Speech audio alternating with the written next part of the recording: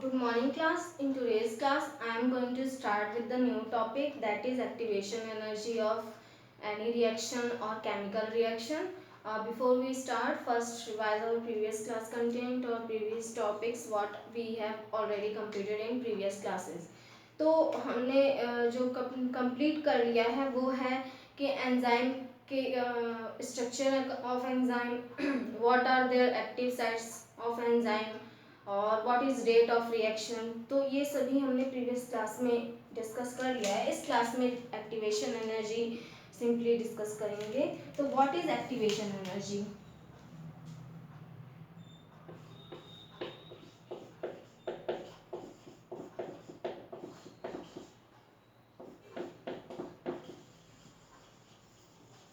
Energy तो हमारे पास simply एक एंजाइम है जो पॉलीपेप्टाइड चेन के 3 डिग्री स्ट्रक्चर से बना हुआ है या टर्शरी स्ट्रक्चर। जब भी यहाँ इससे पहले हमने स्ट्रक्चर डिस्कस ऑलरेडी कर लिया है तो यहाँ पे स्ट्रक्चर नहीं डिस्कस करना है, सिंपली हमें बस एंजाइम देखना है। यहाँ पे एंजाइम है, एंजाइम के पास एक्टिव साइट और एक पॉकेट है जिसके थ्रू वो किसी भी सब्सटेंस से बाइंड कर सकता है। अब यहाँ पे पॉकेट है एंजाइम के पास, तो ये एंजाइम है। Now this is enzyme and this is active site of enzyme. यहाँ पे एक्टिव साइट है और ये पॉकेट है जहाँ जिससे इसे सबस्ट्रेट को बाइंड करना है और सिंपली सबस्ट्रेट इसमें फिक्स हो जाएगा जब भी रिएक्शन होगा। तो यहाँ पे क्या करता है, कोई भी एंजाइम हो एक्टिवेशन एनर्जी को इंक्रीज कर देता है जब वो मीडियम में अगर एंजाइम प्रेजेंट है। Activation energy activation energy simply वो एनर्जी है जिस पे जो हमारी रेट ऑफ रिएक्शन है वो ऑप्टिमम पर पहुंच जाएगी, मतलब सबसे ज़्यादा वहाँ पे एनर्जी होगी और जो रेट ऑफ रिएक्शन है वो ऑप्टिमम कंडीशन पे होगा। यहाँ पे अगर ग्राफ बनाया जाए अगर इसका, तो जब एनर्जी डिटरमाइन करना होगा, ये ग्राफ है और यहाँ पे वन साइड रिएक्शन रखते हैं, रिएक्शन, और यहाँ पे पोटेंशियल एनर्जी जब भी सबस्ट्रेट, अब यहाँ पे एंजाइम है और सबस्ट्रेट से ये बाइंड करेगा तो सबस्ट्रेट इसके पॉकेट में आके फिक्स हो जाएगा। ये फॉर एग्जांपल कोई सबस्ट्रेट है या कार्बन डाइऑक्साइड है और ये एंजाइम है। अगर हमें कार्बोनिक एसिड बनाना है, कार्बोनिक एसिड बनाने के लिए एंजाइम है कार्बोनिक एनहाइड्रेज एंजाइम। एक एग्जांपल ले रहे हैं, कार्बन डाइऑक्साइड है, एंजाइम कार्बोनिक एनहाइड्रेज है।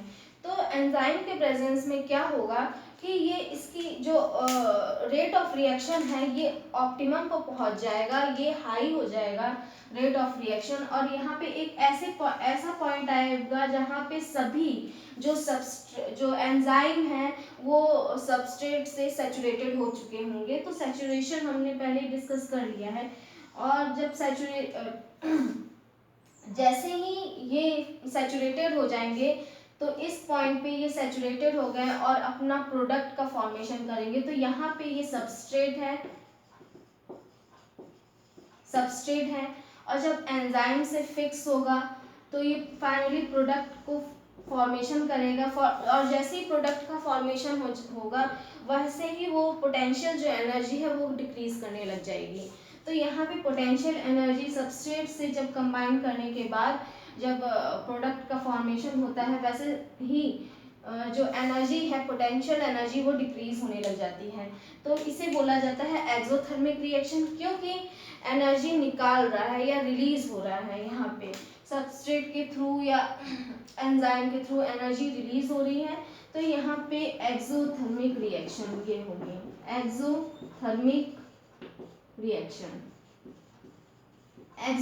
रिएक्शन। अब नाउ नेक्स्ट यहाँ पे हमने क्या लिया है, यहाँ पे एंजाइम लिया है। एंजाइम के प्रेजेंस में एक्टिवेशन एनर्जी क्या हाई होती है, यहाँ पे कंपेयर किया जाए तो हाई होगी और जो रेट ऑफ रिएक्शन है वो भी इंक्रीज कर जाता है। तो यहाँ पे ये एक्टिवेशन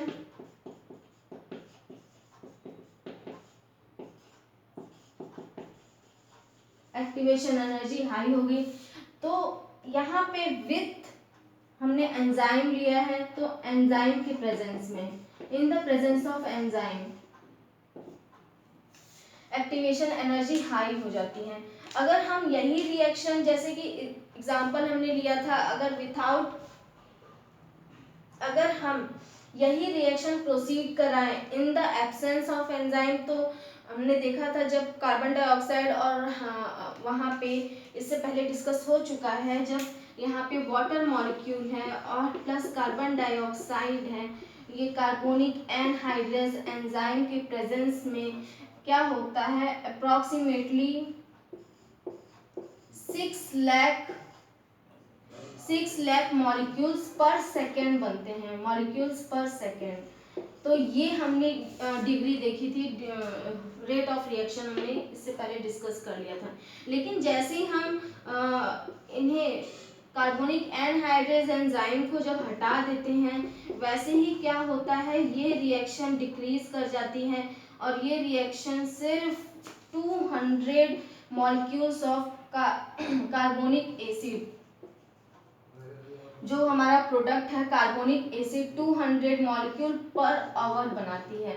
तो कितना डिफरेंस दिखा यहाँ पे एंजाइम के एब्सेंस में और एंजाइम के प्रेजेंस में। एंजाइम के प्रेजेंस में मैनीफोल्ड इंक्रीज हो जाता है कोई भी रिएक्शन, और उसकी पोटेंशियल एनर्जी, एक्टिवेशन एनर्जी दोनों ही बढ़ जाती हैं और रेट ऑफ रिएक्शन भी यहाँ पे इंक्रीज हो जाता है। और अगर हम कंपैरिजन करें यहाँ पे कि in the absence of enzyme क्या होगा, तो in the absence of enzyme rate of reaction भी इंक्रीज करेगा और उसकी पोटेंशियल एनर्जी भी और एक्टिवेशन एनर्जी, ये इन सभी पे असर पड़ता है। तो हमने क्या देखा यहाँ पे ये देखा कि अगर ग्राफ बनाया जाए तो यहाँ पे रेट ऑफ रिएक्शन भी डिक्रीज हो गया और एक्टिवेशन एनर्जी भी डिक्रीज हो गई। एक्टिवेशन एनर्जी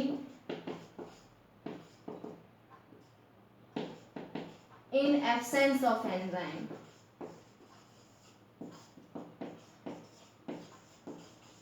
एंजाइम के एब्सेंस में एक्टिवेशन एनर्जी भी यहाँ पे डिक्रीज हो गई और रेट ऑफ रिएक्शन भी डिक्रीज कर गए हैं यहाँ पे। और यहाँ पे रेट ऑफ रिएक्शन कहाँ पर जा रहा है, रेट ऑफ रिएक्शन हाई हो जा रही है।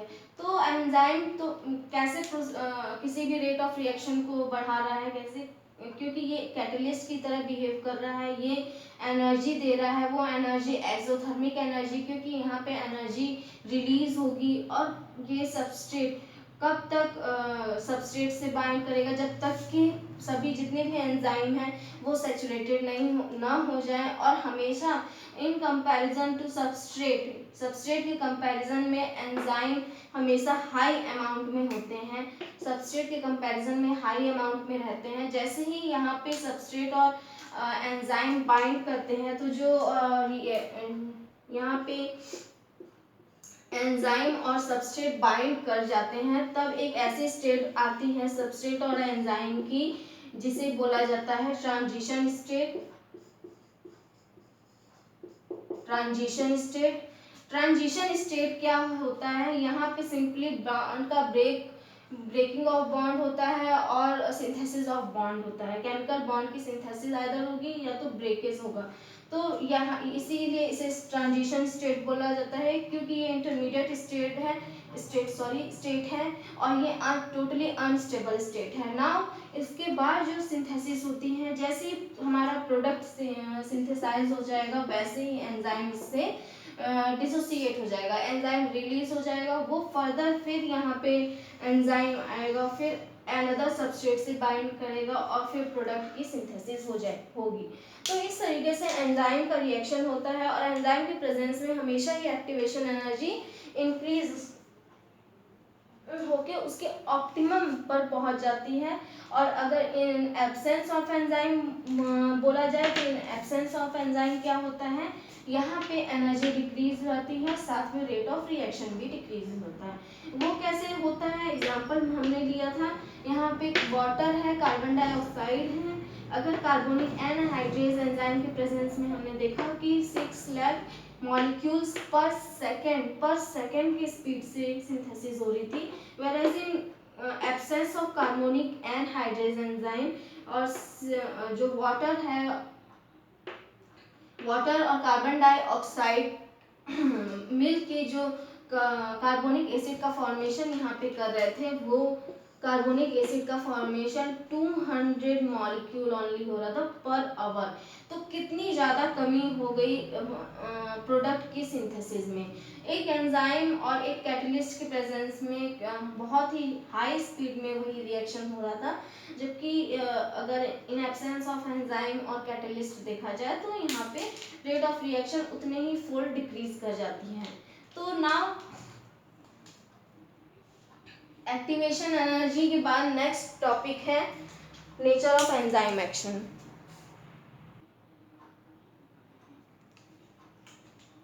Nature of enzyme action, what is topic?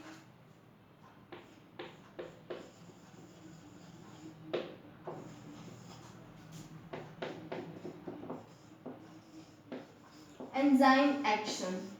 Enzyme, कोई भी एंजाइम कैसे रेट को या रिएक्शन रेट को या किसी भी सबस्ट्रेट से कैसे बाइंड कर लेता है और रेट को कैसे इंक्रीज कर लेता है, वो इसके स्ट्रक्चर से ही पता चल जाता है। कोई भी एंजाइम है, यहाँ पे एंजाइम अगर है तो एंजाइम में एक्टिव साइट है और ये सबस्ट्रेट से यहाँ पे फॉर एग्जांपल किसी भी सबस्ट्रेट से बाइंड करता है यहाँ पे। तो सबस्ट्रेट से बाइंड करने के बाद जैसे ही बाइंड करता है वैसे ही इसका स्ट्रक्चरल चेंज हो जाता है। ये क्या होता है, अपने स्ट्रक्चर को और कॉन्ट्रैक्ट कर लेता है, यहाँ पे डायलेटेड फॉर्म में है, जिससे कि एंजाइम से ये किसी भी सबस्ट्रेट से एंजाइम यहाँ पे बाइंड कर सकें। तो जैसे ही ये यहाँ पे बाइंडिंग हो जाती है तो इसके बाद इसका एंजाइम का स्ट्रक्चर जो है वो और कॉन्ट्रैक्ट हो जाता है और ये टाइटली सबस्ट्रेट से अटैच हो जाता है। तो यहाँ पे जो स्ट्रक्चर हमें मिला वो कैसा मिला, यहाँ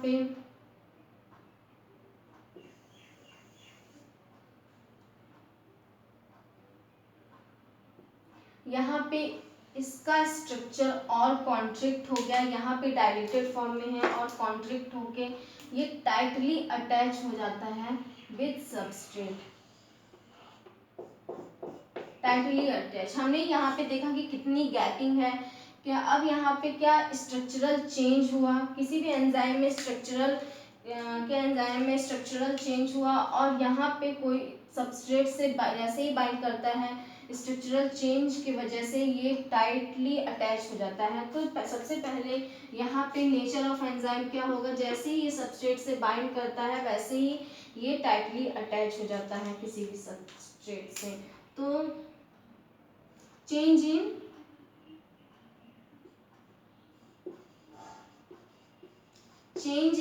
स्ट्रक्चर ऑफ एंजाइम, किसी भी स्ट्रक्चर ऑफ एंजाइम जैसे ही ये सबस्ट्रेट से बाइंड करता है तभी। तो change in structure of enzyme after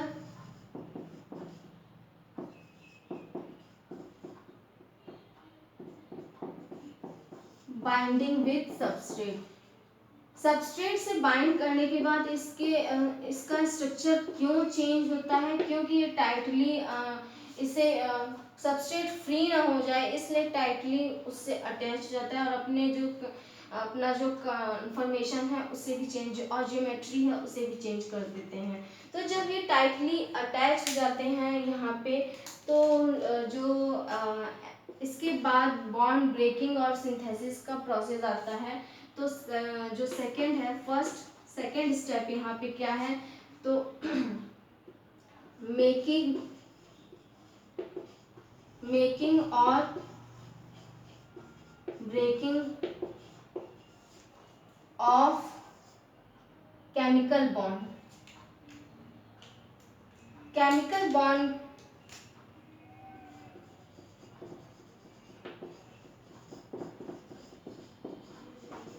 का आइदर ब्रेकिंग होगा और मेकिंग होगा। दैट मीन्स कि जब हमारा ES कॉम्प्लेक्स बनता है तो वहाँ पे ES कॉम्प्लेक्स बनने से क्या होता है, कोई भी केमिकल बॉन्ड है जो सबस्ट्रेट का है उसको चेंज करेंगे तभी हमारा प्रोडक्ट बनेगा। और आइदर फॉर एग्जांपल, यहाँ पे एग्जांपल अगर वाटर मॉलिक्यूल है और प्लस हमें इसे रिएक्ट कराना है कार्बन डाइऑक्साइड से और जो सिंथेसाइज करना है कार्बोनिक एसिड का H2CO3, H2CO3, तो कन्फर्मेशनल यहाँ पे चेंजेस होंगे और इन दोनों के बॉन्ड में चेंजेस होंगे, केमिकल बॉन्ड में, तभी हमारा जो प्रोडक्ट है कार्बोनिक एसिड तभी सिंथेसाइज होगा बाय वाटर और कार्बन डाइऑक्साइड के थ्रू।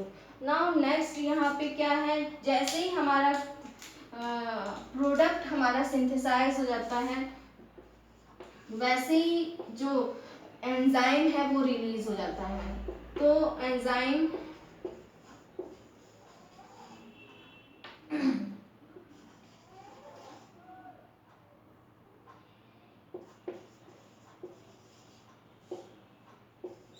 आफ्टर सिंथेसिस ऑफ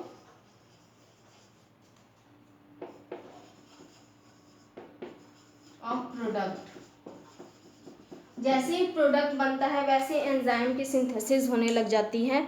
तो जैसे ही product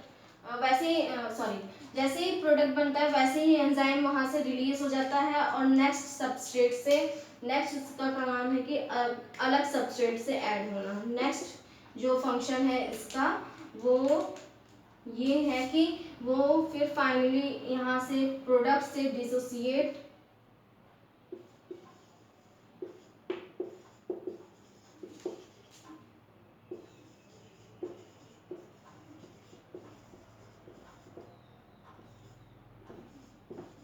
to attach with another substrate. यहाँ पे किसी और सबस्ट्रेट से एडिशन के लिए वहां से इसे प्रोडक्ट से डिसोसिएट होना पड़ता है।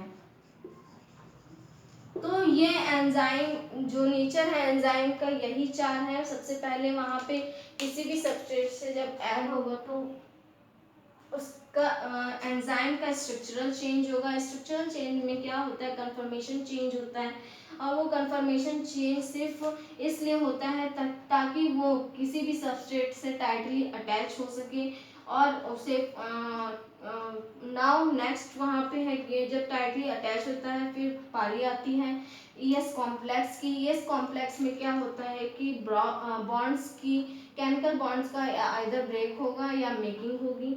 नाउ थर्ड इज एंजाइम, जैसे ही प्रोडक्ट बनेगा हमारा, जैसे ही कार्बोनिक एनहाइड्रेज बना तो वैसे ही इससे कार्बोनिक एसिड बना, वैसे ही उससे कार्बोनिक एनहाइड्रेज तुरंत रिलीज हो जाएगा और रिलीज होके वो दूसरे सबस्ट्रेट से बाइंड करेगा for the another synthesis of molecule of carbonic acid. तो यहाँ पे अलग फिर अगले मॉलिक्यूल की सिंथेसिस के लिए जो एंजाइम है हमारे प्रोडक्ट से अलग हो जाएगा, क्योंकि हमने इससे पहले ही डिस्कस कर लिया है कि हमेशा जो एंजाइम होता है इसकी quantity in comparison to the substrate बहुत ही कम होती है।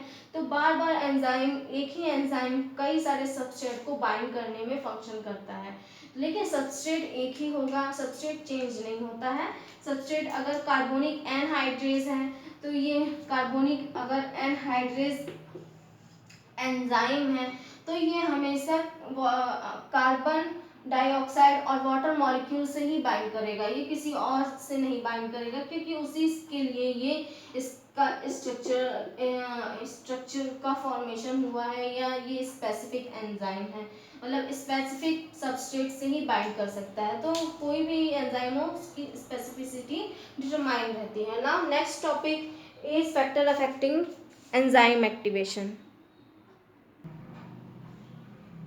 फैक्टर अफेक्टिंग एंजाइम एक्टिविटी, तो मेनली 4 फैक्टर होते हैं जो अफेक्ट करते हैं किसी भी एंजाइम की एक्टिविटी को। वो क्या है, पहला टेम्परेचर है, फर्स्ट टेम्परेचर, इससे पहले ऑलरेडी डिस्कस हो चुका है टेम्परेचर कैसे डिटरमाइन, क्योंकि हमारी बॉडी हम जितने भी बायो मॉलिक्यूल्स हैं, क्योंकि वो लिविंग ऑर्गेनिज्म में रह रहे हैं तो वो सिर्फ लिविंग ऑर्गेनिज्म के टेम्परेचर के अकॉर्डिंग ही फंक्शन करते हैं। तो इससे पहले चाहे थर्मल स्टेबल ऑर्गेनिज्म हो, अगर थर्मल स्टेबल ऑर्गेनिज्म है for example Thermus aquaticus bacteria, इसके एंजाइम 80 डिग्री सेंटीग्रेड पर भी फंक्शन कर सकते हैं। और वेयर एज नॉर्मल जो ऑर्गेनिज्म है, टेरेस्ट्रियल एक्वेटिक ऑर्गेनिज्म है, इसके जो एंजाइम है ये 40 डिग्री के अबव टेम्परेचर जाने पर डीजनरेट हो जाते हैं या वहाँ पे डिग्रेडेशन एंजाइम का डिग्रेडेशन हो जाता है ना। यहाँ पे सबसे पहले है temperature, then second is pH, third is amount of और सिंपली कंसंट्रेशन ऑफ सबस्ट्रेट किसी भी सबस्ट्रेट का कंसंट्रेशन कितना होगा। And last is chemicals, presence of chemicals. कोई अदर केमिकल अगर प्रेजेंट है तब उसके भी वो भी अफेक्ट करेगा एंजाइम की एक्टिविटी को। यहाँ पे सबसे पहले टेम्परेचर देते हैं, तो किसी भी कोई भी जो बायोमॉलिक्यूल है, जितने भी एंजाइम्स है वो लिविंग ऑर्गेनिज्म में प्रेजेंट होते हैं, तो वो उनका एक स्पेसिफिक टेम्परेचर होगा, वो स्पेसिफिक टेम्परेचर पर ही फंक्शन करेंगे। तो जो इनका टेम्परेचर होगा वो स्पेसिफिक होगा। नेक्स्ट यहाँ पे जब हाई टेम्परेचर, अगर टेम्परेचर हाई कर दिया जाए तो एट हाई टेम्परेचर ये जितने भी एंजाइम हैं वो डिग्रेडेट करना स्टार्ट कर देंगे।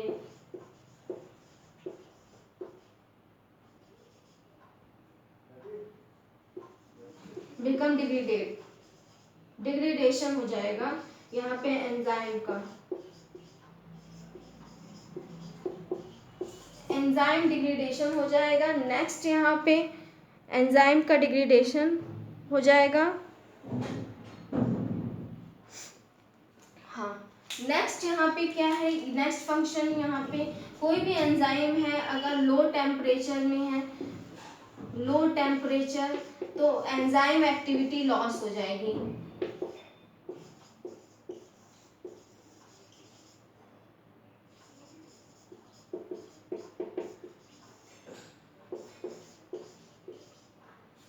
एंजाइम की एक्टिविटी लॉस हो जाएगी। पीएच क्या होगा, पीएच सेम यहाँ पर भी पीएच वही होगा।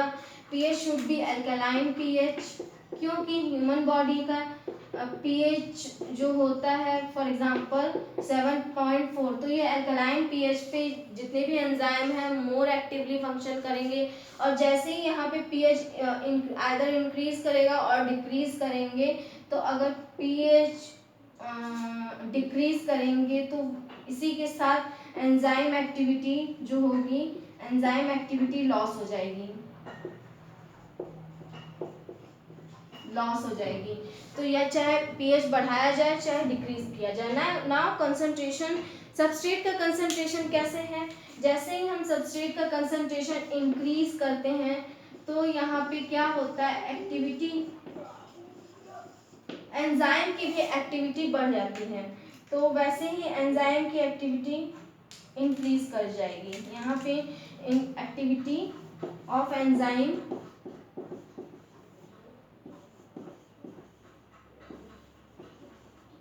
इंक्रीज कर जाएगी, लेकिन एक सिग्निफिकेंट अमाउंट तक या स्पेसिफिक अमाउंट तक। इसके पास जितना भी हम एंजाइम, अगर एक बार हमारे एंजाइम सैचुरेटेड हो जाएंगे तो उसके बाद जितना भी हम सबस्ट्रेट यूज करें, ये जितना भी सबस्ट्रेट डालें इसके बाद इसकी एक्टिविटी बढ़ने वाली नहीं है। तो एक बार एंजाइम सैचुरेटेड हो जाएंगे तो एक्टिविटी जो है वो इक्वल ही रहेगी। इसके ऑप्टिमम अपनी एक्टिविटी के बाद जितना भी बढ़ा देंगे एक्टिविटी नहीं बढ़ेगी यहाँ पे एंजाइम की एक्टिविटी। ना केमिकल क्या होंगे, जैसे कि कुछ इनहिबिटर्स होते हैं, इनहिबिटर केमिकल को ये क्या करते हैं, किसी भी केमिकल रिएक्शन को इनहिबिट कर देते हैं, जितने भी एंजाइम होते हैं उन्हें शट ऑफ कर देते हैं। तो ये शट ऑफ एंजाइम एक्टिविटी।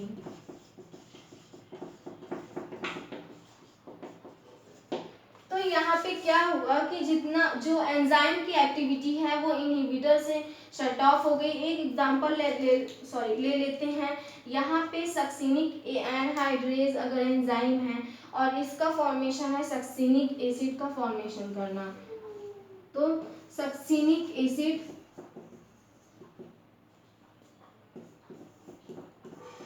का फॉर्मेशन होता है सक्सिनिक एनहाइड्रेज एंजाइम से।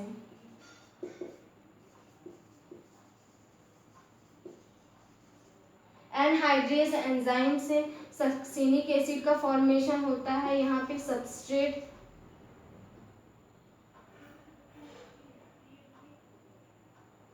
Alpha ketoglutaric acid, ketoglutaric acid.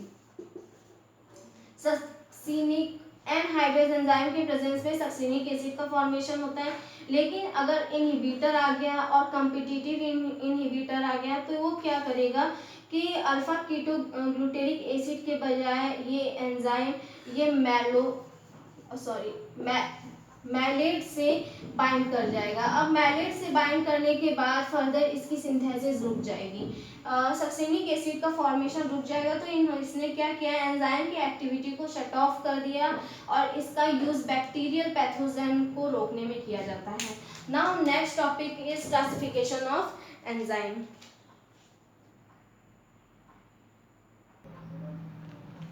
Classification of enzyme, तो mainly 6 classes of enzyme denoted है लिविंग ऑर्गेनिज्म में। वो 6 क्लासेस कौन से हैं? सबसे पहला है डिहाइड्रोजिनेज या ऑक्सीडो रिडक्टेज, इसी को बोला जाता है डिहाइड्रोजिनेज।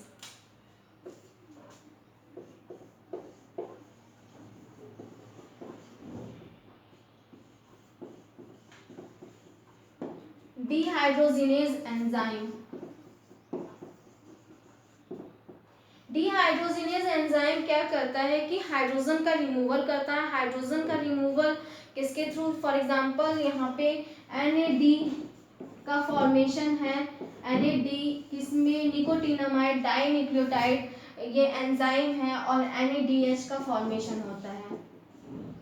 NADH का फॉर्मेशन होता है। तो डिहाइड्रोजिनेज में NAD से NADH का फॉर्मेशन होता है। दैट मीन कि एक हाइड्रोजन की यहाँ पे सिंथेसिस होती है निकोटिनामाइड डाइन्यूक्लियोटाइड इस एसिड में।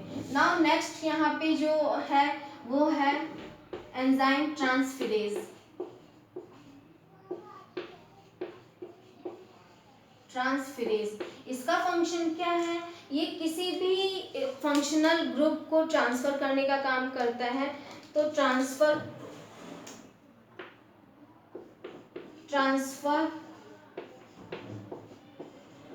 एनी फंक्शनल ग्रुप, किसी भी फंक्शनल ग्रुप को ट्रांसफर करने का ये फंक्शन करता है। नाउ नेक्स्ट यहाँ पे क्या है? Third is isomerase. आइसोमेरेज, तो आइसोमेरेज का फंक्शन क्या है? ये किसी भी केमिकल कंपाउंड की ज्योमेट्री या उसके अलग आइसोमर का फॉर्मेशन करता है। तो आइसोमेरेज आइसोमर का फॉर्मेशन करता है। यहाँ पे एग्जांपल है glucose in the presence of isomerase enzyme या ग्लूकोज 6 फॉस्फेट से आइसोमेरेज एंजाइम के प्रेजेंस में ये क्या करता है कि फ्रक्टोज 6 फॉस्फेट का फॉर्मेशन करता है। दोनों का मॉलिक्यूलर जो फॉर्मूला है वो सेम है लेकिन स्ट्रक्चर डिफरेंट है, तो इसलिए इसे आइसोमेरेज बोला जाता है कि आइसोमर का फॉर्मेशन यहाँ पे ग्लूकोज की जगह फ्रक्टोज आइसोमर है उसका फॉर्मेशन करते हैं, तो इसलिए इन्हें आइसोमेरेज बोला जाता है। नाउ व्हाट इज फोर्थ जो है वो है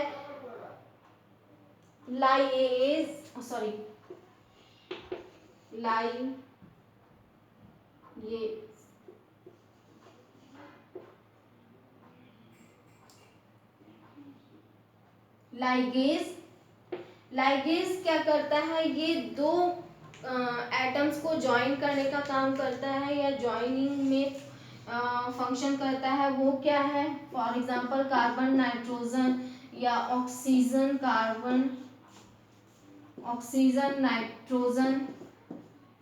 नाइट्रोजन कार्बन ग्रुप, ये दो ग्रुप को बाइंड करने का काम करता है, तो इसलिए इसे लाइगेजेस कर बोला जाता है, sorry, joining of two groups.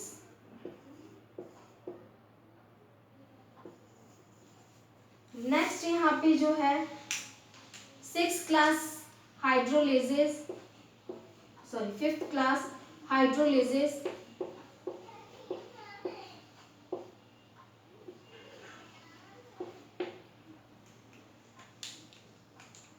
Hydrolases क्या करते हैं, जितने भी हाइड्रोलिसिस एंजाइम है ये रिमूवल करते हैं, हाइड्रोलिसिस करते हैं, रिमूवल करते हैं एक वाटर मॉलिक्यूल का। तो removal of water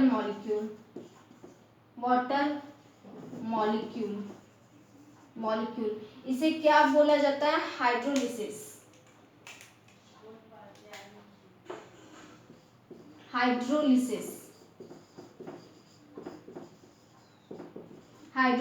for example जितने भी ग्लाइकोसिडिक लिंकेज होते हैं, ग्लाइकोसिडिक एग्जांपल में glycosidic linkage, peptide formation, peptides का फॉर्मेशन कैसे होता है, इसी के थ्रू, हाइड्रोलिसिस के थ्रू पेप्टाइड का फॉर्मेशन होता है। नाउ 6th इज लाइगेजेस के बाद, लाइगेज 6 लाइगेज।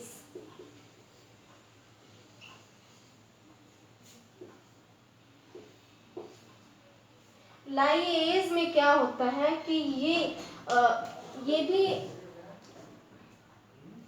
रिमूवल करते हैं हाइड्रोजन मॉलिक्यूल का, लेकिन अदर देन हाइड्रोलिसिस, या हाइड्रोलिसिस के सिवाय अलग हाइड्रोजन मॉलिक्यूल का रिमूवल करेंगे। तो रिमूवल ऑफ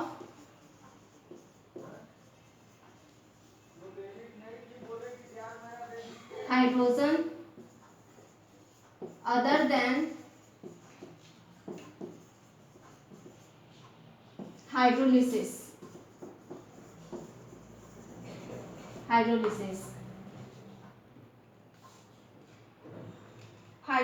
तो यहाँ पे हमने 6 जो जितने भी क्लासिफिकेशन है 6 एंजाइम वो डिस्कस कर लिए हैं। नाउ चैप्टर यहीं पे खत्म होता है। नेक्स्ट चैप्टर नेक्स्ट क्लास में डिस्कस होगा।